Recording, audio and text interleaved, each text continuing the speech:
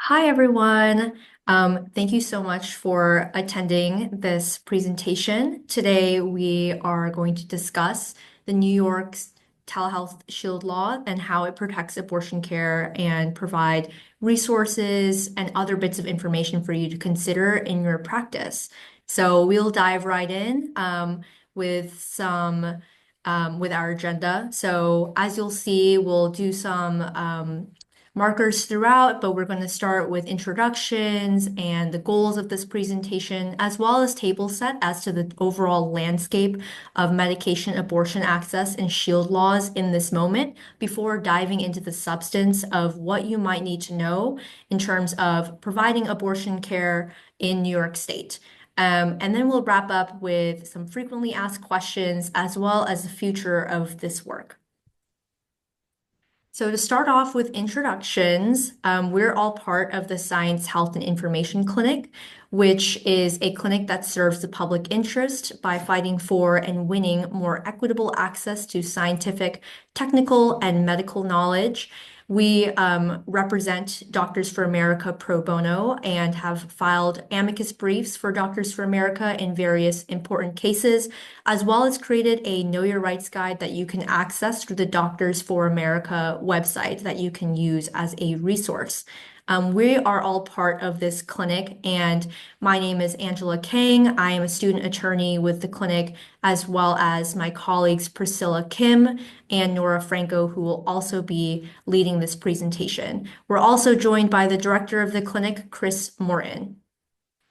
So we're very happy to be here with you, and again, to dive into the goals of this presentation and orient you. We'll go ahead and discuss. So for our goals, today you will expect to be oriented to the current environment on medication abortion access and shield laws, specifically pertaining to New York, but we will cover what might be going on in other states. We'll also help you understand the protections that exist for abortion care, including telehealth abortion care to out-of-state patients. Another goal of this presentation is to provide resources to you, including pointers to lawyers who can provide individualized legal help. And this is really important. This presentation is about providing legal information, but not legal advice. So based on your own personal circumstances, risk assessment, and different things you might be considering, you may consider consulting with an attorney individually for legal advice tailored to your own circumstances. So let's table set. So there's a lot going on in terms of the environment, legal environment, and the news that you may have been seeing. So regarding medication abortion access, you may have seen a recent development from the Supreme Court last year in the Alliance for Hippocratic Medicine versus FDA case. This is a case that Doctors for America filed an amicus brief in with the help of this clinic. And in that case, there was a challenge by anti-abortion groups to FDA's approval of mifepristone and its relaxation of access requirements, also known as REMS, REMZS, the Risk Evaluation and Management Strategy. That case was dismissed for lack of standing, which basically means that the plaintiffs hadn't demonstrated a sufficient injury to get access to the courthouse opinion on the merits of whether the FDA approval was correct in that case. But the case continues down below in the Northern District of Texas under a new name, Missouri versus FDA. So it may return to the Supreme Court, and the question of whether medication abortion will continue to remain accessible in the same terms remain an open question. And as we know, abortion clinicians are increasingly reporting concern about their own legal risks when making decisions on abortions because of this kind of tumultuous legal landscape that medication abortion currently exists in. So other recent legal developments, things that are kind of on the table and that will be really dived into today. I mean, shield laws are one way that pro-choice state governments are attempting to preserve access to abortion for its in-state residents, as well as potentially providing care to out-of-state residents. They're now being tested by legal cases brought by anti-abortion state governments because previously it was kind of up in the air as to whether shield laws were going to hold water and protect clinicians in the pro-choice states. But now that's being tested in court, and we'll kind of discuss a more specific case later on. But you may have seen in the news that a New York doctor is being fined in Texas, charged in Louisiana over the distribution of abortion pills. There are some early signs that these shield laws are functioning in the ways that they've been meaning to function. So, for example, we've seen how a New York County clerk took advantage of the New York Shield Law or used the Shield Law to block a Texas court from filing against the doctor in state. But these are just preliminary developments. The actual efficacy and sufficiency of shield laws in protecting against larger legal challenges, especially the ones arising in Texas and Louisiana, are to be foreseen. We do see our Governor Hochul signing into law further protections for doctors in the abortion shield law, and so that will also be discussed further in this presentation. And we also see shield laws popping up across the country, so this will remain a very prevalent issue for prevalent and relevant issue. So I'm about to turn it over to my colleague Nora Franco to discuss the substance of the Know Your Rights guide that the clinic produced. And so I'll turn it over to her. Hi, everybody. I'm really excited to dive into what shield laws are and get into the specifics of the New York Shield law. Angela, could you please switch the slide? So first, we're just going to talk a little bit about what shield laws are in general as a little bit of an introduction. So in general, shield laws are state-level protections enacted in specific states that act to shield local clinicians from legal consequences in both New York State and states that are maybe hostile to abortion through abortion bans or other types of restrictions. The protections that we're going to go over today broadly are protections from criminal consequences, for example, preventing New York State government officials from cooperating with another state's efforts to investigate or criminalize or penalize clinicians, New York State clinicians.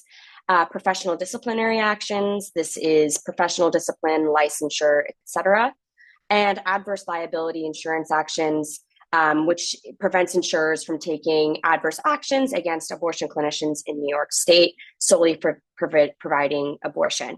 We're going to get into what all of these different protections mean step by step throughout this presentation.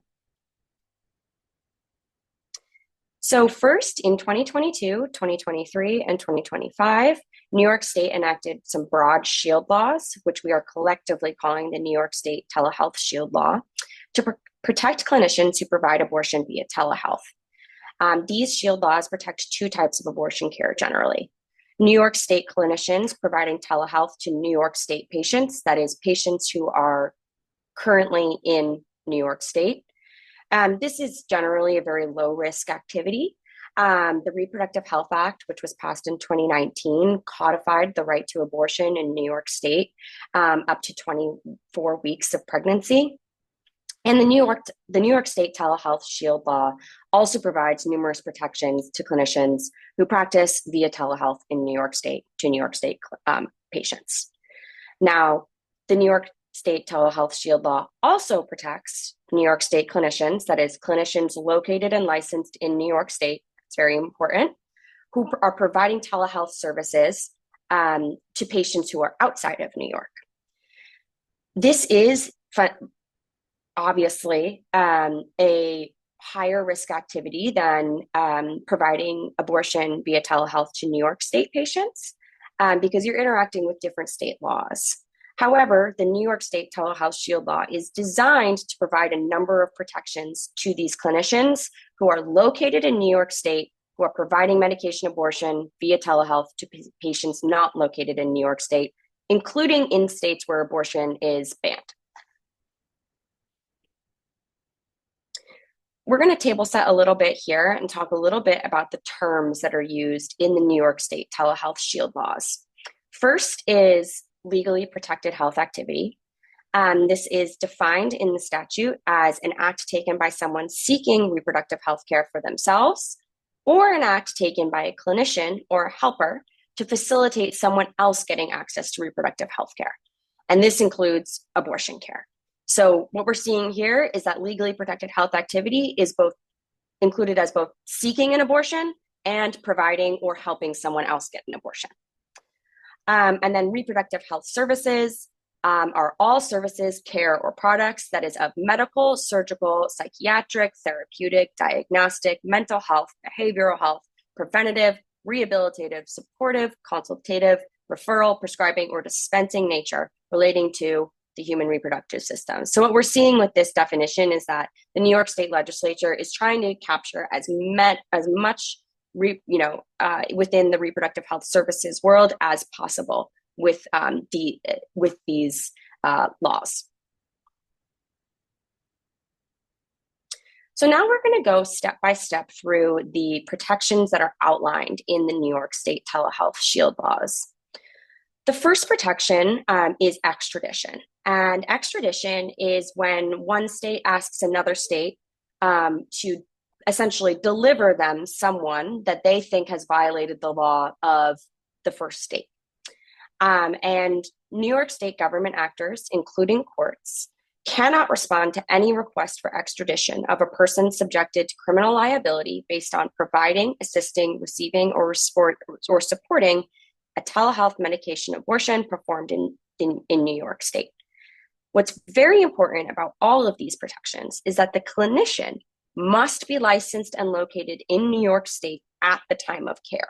The patient does not have to be located in New York State at the time of care. This is very important and applies to every protection in this law. And so this means that a clinician cannot provide abortion services in another state and then flee to New York and hope to be protected from extradition by the New York State telehealth shield law. The clinician must be located and licensed in New York State at the time of care. What's important to think about here is that clinicians should also be cautious when they are traveling to any hostile state to abortion, even if they have not provided abortion care to patients in that state, especially if there is this request for extradition out for them. For example, say there's a warrant out for a clinician's arrest in Alabama because this clinician provides telehealth abortions from New York State to Alabamans.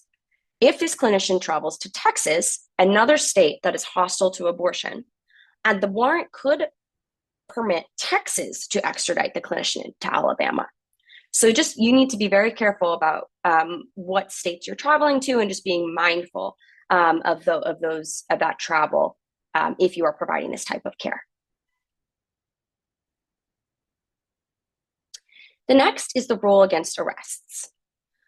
In New York State police officers cannot arrest a clinician for providing any legally protected health activity, even if there is a warrant out for their arrest, including providing telehealth abortion care. Again, clinicians must be licensed and located in New York State at the time of care, and the patient does not have to be located in New York. We're going to go a little bit into the caveats regarding this because it's very important. It is possible that a New York State police officer, without all of the facts, could mistakenly arrest a clinician based on an open warrant from another state.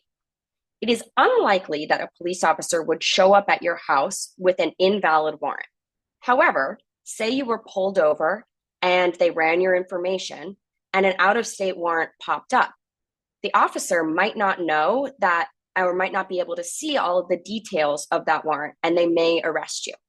This is very important about knowing your rights in a situation like this. An arresting officer must tell you why they are arresting you. If you are arrested, ask if you are free to leave. If they say no, you have a right to remain silent and a right to contact a lawyer before being questioned. You can say, I want to remain silent until I have spoken with an attorney. To be extra safe, have your lawyer's contact information written down if you are providing this type of care. Further, do not have any patient information on your phone and make every attempt to give someone else your phone if you are arrested. Further, in the event that you have your phone on you when you are arrested, make sure that your phone is protected with an 6-digit alphanumerical passcode. No Face ID, no fingerprint ID. This just will make it harder for someone to open your phone without your permission. This might sound overwhelming, but the only things that you need to remember in summary is ask if you are free to leave. If the answer is no, immediately say you want a lawyer and that you are invoking your right to remain silent. Do not answer any questions until you have spoken with your attorney.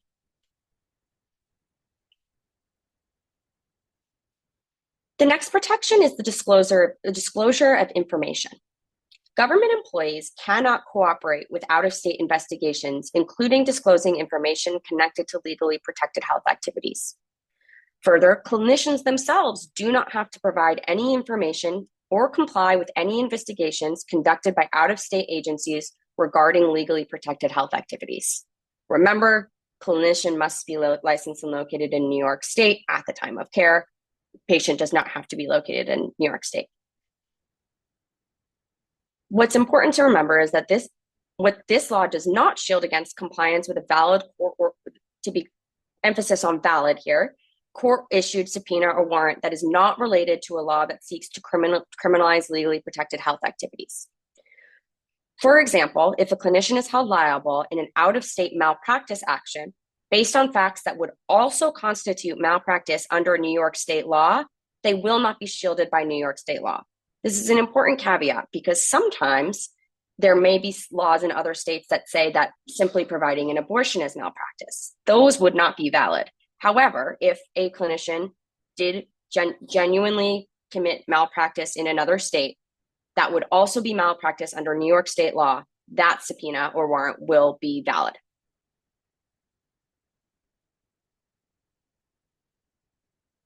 We're going to take a little pause here from discussing the protections specifically to talk a little bit about what an actionable tort is and what civil liability is, because these are important for the next several protections. An actionable tort is when one person, person A, causes a legally recognized harm to person B, and the law allows person B to sue person A. This leads to civil liability, which means that person A is held financially responsible for the harm and must compensate person B.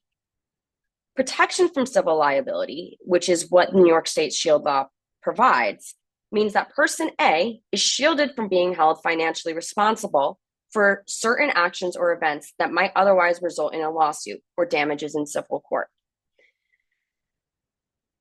For example, say a clinician provided a medication abortion to a patient located in a hostile state, and that patient's partner filed a civil lawsuit against the clinician based on hostile state's law and solely for the provision of that abortion.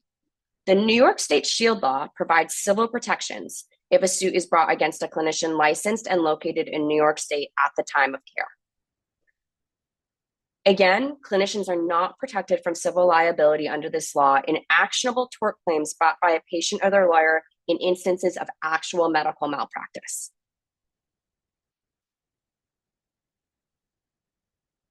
Now we're going to get into out-of-state subpoenas. Clinicians do not have to comply with subpoenas from out-of-state courts and county clerks that seek to investigate legally protected health activities. Again, the caveat is that out-of-state subpoenas will be valid if they are brought by a patient receiving reproductive health services in actual actionable tort or contract claim valid under New York State law. For example, say a valid malpractice claim is brought to court by a patient who previously received reproductive health services from a New York State clinician. So long as the claim is not solely for the provision of abortion and is for actual medical malpractice, this may be a valid subpoena.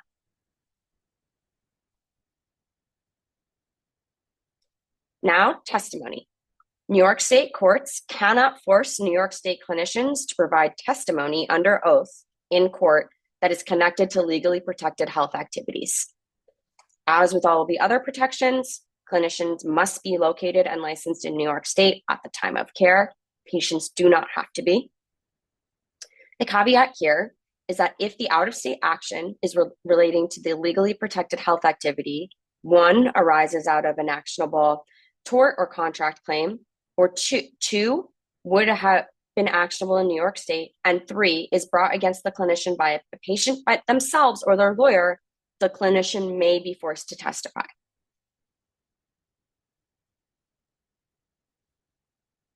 Protection 6 is about evidence.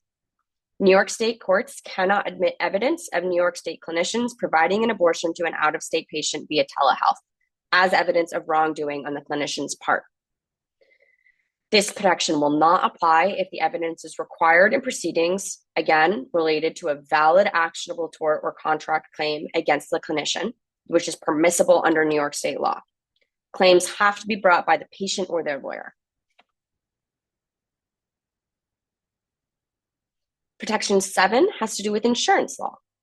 Insurers and insurance companies cannot take adverse action against a clinician solely on the basis that they are providing telehealth abortion services to out-of-state patients.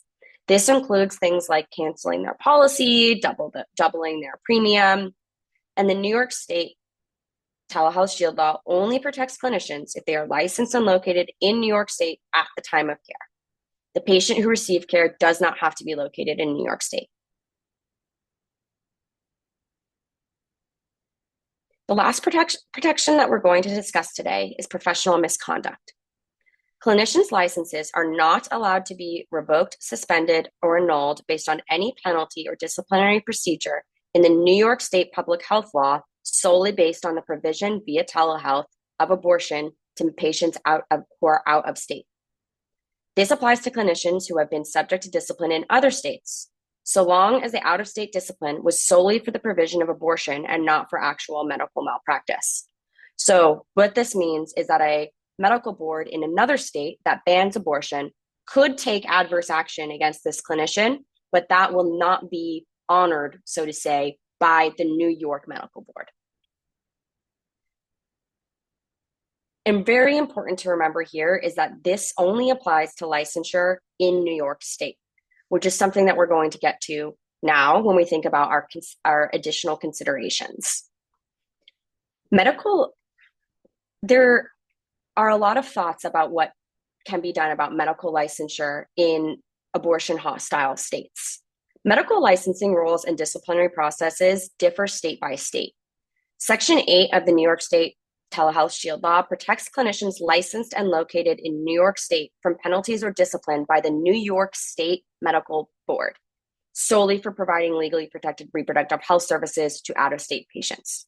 However, if a clinician is licensed and located in New York also holds a license in another state, New York State has no authority to prohibit the medical board of that other state from disciplining the clinician or revoking that state's medical license. There could be a risk of discipline and license revocation in a state other than New York if, for example, that state has criminalized abortion and the clinician provides reproductive health care to residents in that state. The New York State Telehealth Shield Law attempts to minimize this risk by prohibiting New York State agencies from providing any information about the clinician's services to out-of-state patients to these other states' medical boards. However, many clinicians who engage in this type of work and who provide abortion via telehealth choose to forego licensure in those hostile states, even if they are continuing to provide telehealth medication abortion services from New York State to patients in the hostile state. This is something that is a concept that you should absolutely discuss with your attorney before making any decisions. Another consideration that we're going to discuss is data privacy. Data privacy is a bit beyond the scope of what this Know Your Rights guide and presentation is about, but it's good to remember, as we discussed earlier, don't keep patient information on your cell phone, use a 6-digit alphanumerical passcode for your phone. There's also additional research that you can conduct about digital security and look into privacy tips to help secure your patient's information. We have a few linked here, and we're going to make these slides available so that you can look through this information at your leisure. Finally, prescription labels. There was a law passed in February 2025 that said that New York state law now allows prescribing clinicians to list their practice name instead of their personal name on medication abortion prescription labels, which helps add an additional layer of protection and privacy to both the clinician and the patient. Now I'm going to hand it over to my colleague Priscilla. Thanks so much, Nora. So, we're now going to talk about non-local shield laws not specific to New York State. As of now, 22 states and Washington, D.C. have enacted shield law protections to safeguard these reproductive health services. And these laws, much like the New York Shield Law, are designed to just really protect providers and patients from out-of-state investigations and lawsuits. But it is really important at this point to note that the scope and strength of these laws vary quite widely from state to state. Notably, 8 of these states, California, Colorado, Maine, Massachusetts, Rhode Island, Vermont, Washington, and of course New York, have taken a more affirmative step. These states have legislatively enacted shield laws that explicitly go beyond state borders and protect the provision of care regardless of where the patient is located. So, this includes telehealth services, meaning that these states are becoming crucial access points for many in states with more restrictive laws. So, for anyone looking to understand where their state stands, this link will take us to an updated real time map from the Center for Reproductive Rights website. This is a publicly available and interactive map that breaks down abortion law by state and just kind of offers a clear picture of the current legal landscape. These slides should be available through DFA after this recording, and anyone looking to access this link can either look at these slides and get the link through DFA, but alternatively, it's very easy to find online. You can basically just Google Center for Reproductive Rights State Abortion Map. DFA and the Cyber Law Clinic at Harvard Law School have also published a similar Know Your Rights guide for Massachusetts abortion shield laws, and that is similarly available on the DFA website. So now I would like to bring your attention to a pending case that could have major implications for reproductive health care access and the legal protections surrounding it. So in December of 2024, Texas became the first state to sue a New York physician, Dr. Margaret Carpenter, for providing telehealth medication abortion care to a patient across state lines. And just a month later, in January 2025, Louisiana escalated the situation by filing criminal charges against Dr. Carpenter for the same care. But critically, despite these legal attacks, New York's shield law has held firm. And as of today, Dr. Carpenter has not been extradited to Texas or Louisiana, and New York State officials have made it very clear that they're standing by her. So, this is a real time example of how the New York State shield law is working exactly as intended to protect providers who are delivering lawful care within their own state, even when other states try to reach across borders. So, of course, it's a pending case. The story doesn't end here. The courts have yet to issue any final decisions in these cases, but once they do, these rulings could really shape how shield laws are enforced moving forward. And at the center of this legal question is something very deceptively simple, which is where is telehealth abortion care actually provided? Is it where the clinician sits, in this case, New York, where the care was legal and protected under state law? Or is it where the patient was located, Texas or Louisiana, where abortion is heavily restricted? The answer will have really far reaching consequences, and it could determine not only how shield laws hold up under pressure, but also whether states can truly protect their residents and their values from the reach of other states' laws. It's also important to note that Dr. Carpenter's case is really about more than one doctor.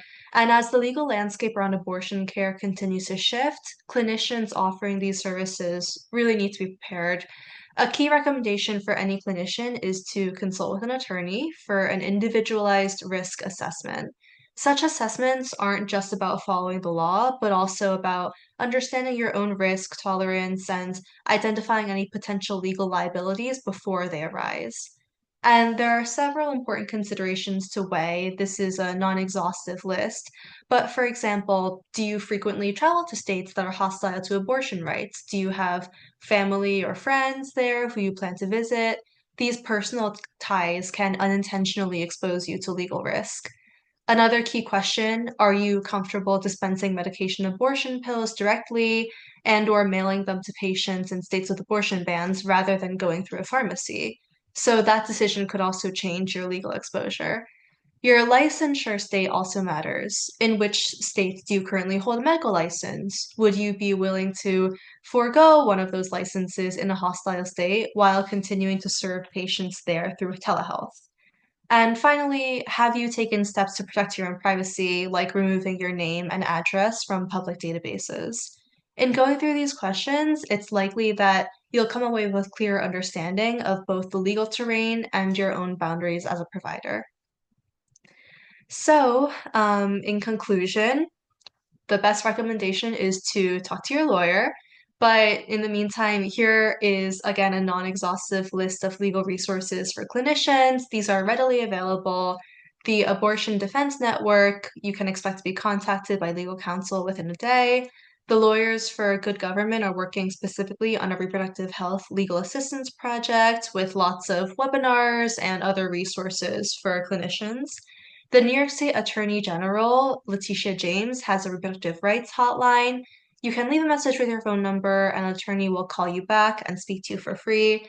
And finally, the Abortion Coalition for Telemedicine, for legal and practical advice about becoming a telehealth abortion provider and receiving an individual consultation. So now we're going to get into some frequently asked questions regarding all of these implications and concerns. And for that, I will pass it back to Angela. Thank you, Priscilla. So for the frequently asked questions, thank you to those who submitted questions beforehand. And obviously, if you have individual questions related to your circumstances, please refer to the resources that Priscilla provided in the prior slides. These are some questions that have frequently arisen, especially in this very changing time. And so I'll walk through each of these. And obviously, they're not these are all kind of open legal questions, but hopefully they will answer some of your curiosities. So the first question that comes up is, can the current presidential administration override the protections of the shield laws of New York and other states, like through the enforcement of the Comstock Act? And as a primer to those who might not be familiar with the Comstock Act, this is a anti-vice law from 1870, which has been rarely enforced, but basically bans the shipping, mailing, advertising of quote unquote obscene materials, which includes instruments and instrumentalities that create or induce an abortion. So this would presumably cover a medication abortion pill that is being shipped through the mail. There has been some indication of interest of enforcing this federal law and resurrecting it back into life. And the legal sufficiency of the act has not been tested yet. But how would this come up against the Shield Law of New York? The answer there is it really depends. This would raise a lot of legal issues that would have to be litigated. So, where the New York Shield Law uses the language out of state enforcement and proceedings, federal enforcement may or may not fall within that definition because technically federal enforcement isn't really out of state. So the New York Shield Law in that way doesn't necessarily contemplate protecting against federal enforcement. But where the New York State Shield Law uses more broad language like no compliance with quote unquote any investigation or any subpoena or warrant, that would arguably provide protection and mandate non-compliance with even federal officials.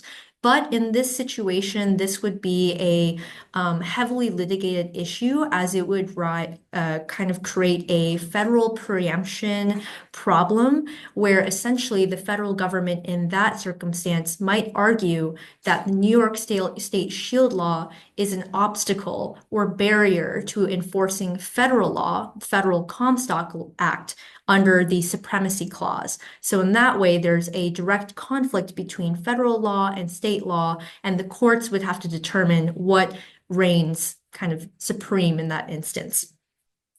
What happens in the second question? What happens if the FDA revokes approval of mifepristone? This is likely, well, this is an interesting situation if it were to happen. The FDA has rarely revoked approval of a drug that has long been on the market. Mifepristone has been on the market for more than 20 years, and it would be difficult for the FDA to defend this decision in court, as any revocation would have to be based on new evidence that really challenged the safety and efficacy of mifepristone. But what the FDA is authorized to do and might more easily be able to do is make changes to the REMS. This is something I mentioned earlier, but the risk evaluation and mitigation strategy. This is the FDA program through which FDA regulates how drugs should be communicated about, delivered, accessed, etc. So if the administration wanted to make mifepristone scarcer, it might reimpose restrictions through the REMS process that have been recently lifted through the Biden administration. So basically, uh, requiring doctors to be present during prescribing or other kinds of restrictions that might make mifepristone less available. This is also something that might be able to be challenged in court based on the lack of new evidence, but it's something that the FDA is authorized to do. Now, what happens if the HHS revises the HIPAA privacy rule, which has afforded some protections to clinicians in the provision of these kinds of services? This may have to go through something that's called a notice and comment rulemaking process, which is a more formal process through which clinicians, public interest organizations, any organization or individual or entity can submit comments and oppose the changing of these rules. And in this process, clinicians would presumably have advance notice about any potential changes and be able to submit comments and prepare accordingly for any change in the rule. A caveat here is that there's been indication that RFK Jr.'s HHS might choose to dispense with this process or go a different informal route in changing policy. And so clinicians and organizations should be aware that things might change more quickly than they might expect, and just to keep an eye out for those developments accordingly. And with that, I would love to pass it on to Chris Morton to discuss the future of this work. Thank you very much, Angela. So I'll now say just a few brief words about SHIC's ongoing work with Doctors for America, what to expect in the near future beyond the Know Your Rights information that we're focused on sharing today. Angela, in her discussion, her responses to some frequently asked questions, already mentioned important areas of potential future legal work. Those include analyzing and responding to possible efforts from the current administration to enforce the Comstock Act, as well as analyzing and responding to potential changes to the HIPAA privacy rule and federal data privacy law more broadly. I want to mention two more areas of potential future legal work. As you may know, as viewers may know, abortion care is not the only critical form of healthcare that's come under attack recently. Gender-affirming care has also come under attack, especially gender-affirming care for children and adolescents. New York and a group of other states have become important oases of care as more hostile states have restricted access. And the Trump administration has issued executive orders and taken other actions that threaten gender-affirming care nationally. In the face of many of these attacks, New York State's legislature is currently considering legislation that would create new and specific protections for gender-affirming care and for the clinicians that provide gender-affirming care that explicitly parallel New York's telehealth abortion shield law. So we could have a shield law in New York State for gender-affirming care that matches the protections that exist now for abortion. SCHIC is keeping an eye on this legislation, and we will keep Doctors for America in the loop. As the law develops, we in the clinic may create educational, informational written materials and presentations like this one in the months ahead. I also want to mention briefly that we are continuing to watch the various court cases that could increase or decrease access to abortion around the United States. I want to emphasize that in the past, we have filed numerous amicus briefs now. Briefs to these courts that typically emphasize the needs, the ethical obligations, and the perspectives of clinicians like you. We will continue to track litigation around the country and identify future opportunities for amicus briefing and other interventions by DFA. And this is another way that clinicians can get involved with the work of Doctors for America and get involved to reshape the law of abortion throughout the United States. Okay, with that, before we close, I want to acknowledge some more of the people who have contributed to the clinic's guide to New York's telehealth abortion shield law. This guide was written by my colleagues on screen, by the amazing Priscilla, Angela, and Nora, as well as two additional student attorneys in the clinic, Cindy Chen and Ryan Chaudhary. The guide was written in late 2023 and early 2024, but was just updated and republished in February of this year, February of 2025. I'm the editor of the guide and can be contacted at my email address on screen, cjm2002@columbia.edu, with questions about the guide. I want to gratefully acknowledge help from many folks at Doctors for America, including Angie Backey, Keisha Bradford, Tejasvi Gowda, Taryn Hall, and Reshma Ramachandran, as well as other student attorneys in the clinic who helped us with edits and pieces of research and more. We also gratefully acknowledge feedback from expert reproductive justice attorneys in New York State. All the errors, obviously, are our own. Last but not least, this is a list of our sources. We intend to make these slides available along with the recording of this presentation on doctorsforamerica.org. This concludes our informational presentation. I'll reiterate one last time a point we've made throughout this presentation. This presentation contains some legal information but does not provide legal advice. We are not encouraging or advising on any particular course of action. We do encourage anyone considering providing abortion care to obtain individualized legal advice from a lawyer of their own. On behalf of Angela, Priscilla, and Nora, I thank you all for joining. Take care.